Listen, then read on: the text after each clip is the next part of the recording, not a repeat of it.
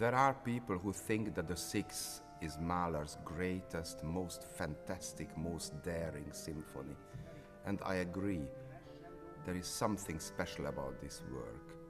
It's grand in its concept, it's the most effective, the most grabbing, the most emotionally intense.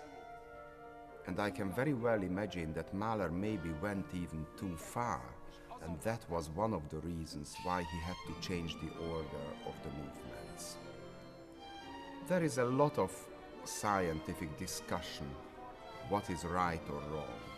I have to say I was less interested in the scientific discussion, I was more interested in finding out what caused Mahler's doubts. With the Budapest Festival Orchestra we went on a long European tour, and each concert we changed the order. At some concerts we performed the original concept, where the scherzo comes after the first opening movement, followed by the slow movement, the andante. This was how Mahler composed the work.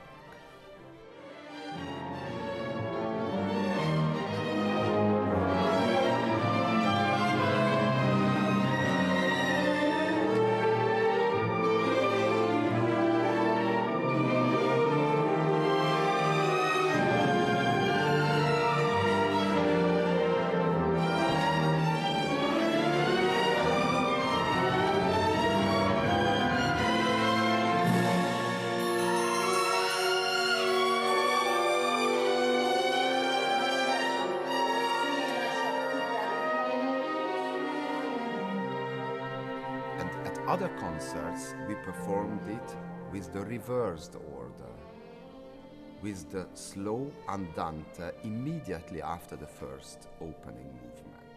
And this is how Mahler changed and then performed his own symphony. I wanted to find out what made him change his own work so drastically.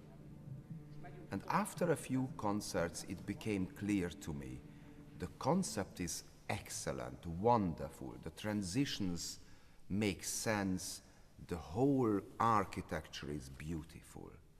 But there is something which goes too far. Around the middle of the scherzo, you have a feeling of this is too much, this has to be different, something else should be heard now.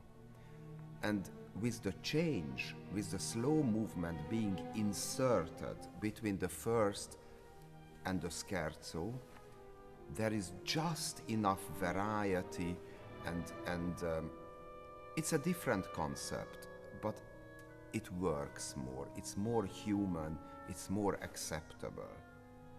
I think it was a stroke of genius to change this, and after having performed the symphony in both ways many times, I can somehow feel Mahler's doubts.